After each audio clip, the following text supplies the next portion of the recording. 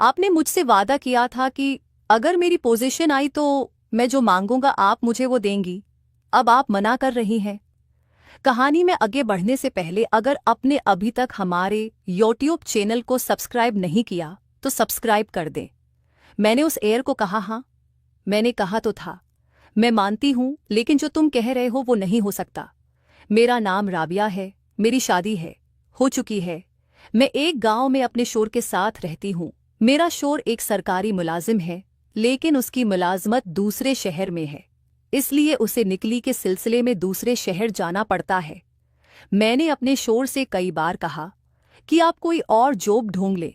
हमारी नई नई शादी हुई है और मेरा इस तरह आपसे दूर रहना मुझे अच्छा नहीं लगता, और अभी तो हमारी नई नई शादी हुई है। मुझे शोर कहते कि बेगम दिल तो मेरा भी यही करता है कि तुम्हें छोड़कर कहीं न जाऊं, लेकिन अब काम के सिलसिले में मुझे जाना पड़ता है। मेरी शोर ने कई दफ़ा अपना तबादला करवाने की दरख्वास्त भी दी, लेकिन कोई फ़ायदा न हो सका। इसलिए मेरे शोर हर महीने बाद घर आते हैं। मैं घर पर अकेली ही होती हूँ और बोर होती रहती हूँ। मैं खुद पढ़ी लिखी हूँ, इसलिए मैंने घर में एक ट्यूशन सेंटर खोल रखा है, जहाँ मैं 8वीं जमात से लेकर 10वीं जमात के बच्चों को पढ़ाती हूँ। मेरे ट्यूशन सेंटर में मोहल्ले के तमाम बच्चे और बच्चियाँ आती हैं। इस तरह मैं बच्चों को पढ़ाकर वक्त गुजारी भी करती हूँ और पैसे भी कमा लेती हूँ।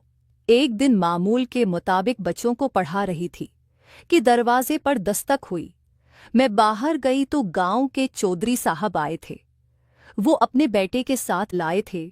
मैंने चौधरी साहब को बैठक में बिठाया और उनके लिए चाय बनाई।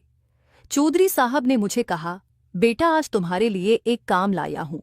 तुम बहुत पढ़ी लिखी हो और गांव के सब बच्चों को पढ़ा रही हो, ये बहुत अच्छी बात है। मैं बहुत खुश हूँ। मैं चाहता हूँ कि बेटा तुम मेरे बच्चों को भी पढ़ाओ। ये नालायक पिछले 2 साल से मैट्रिक में फेल हो रहा है और मैं उसकी वजह से बड़ा परेशान रहता हूँ।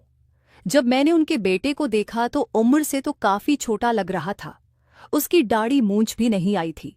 मैंने चौधरी साहब से कहा, ये तो भी काफ़ी छोटा सा है और मैट्रिक में 2 बार फेल हो गया है।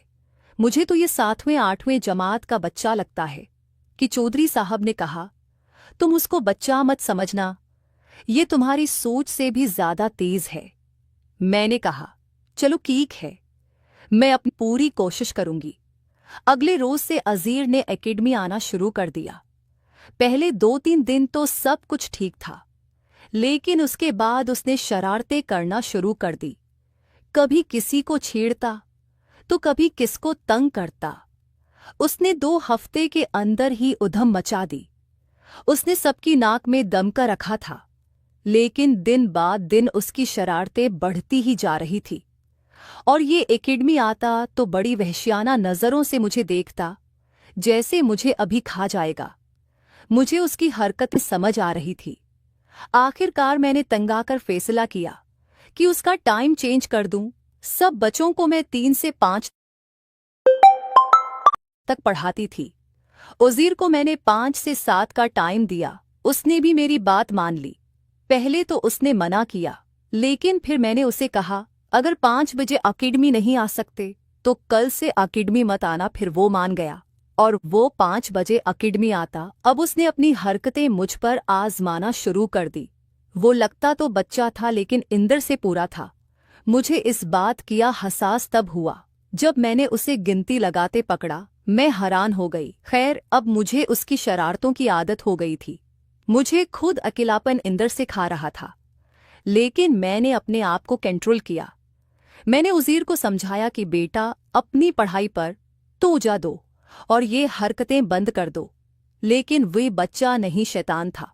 एक दिन मैंने खूब गानता तो फिर वो काफ़ी देर तक सुकून से बैठा रहा। उसने रोने वाली शक्ल बना ली। मुझे काफ़ी दुख हुआ, क्योंकि आज तक मैं किसी पर ऐसे चिल्लाई नहीं थी। फिर मैंने उज़ीर को कहा, देखो मैं तुम्हें शरारतें करने से मना नहीं करती, लेकिन एक लिमिट होती है, तो तुम अपनी लिमिट में रहा करो।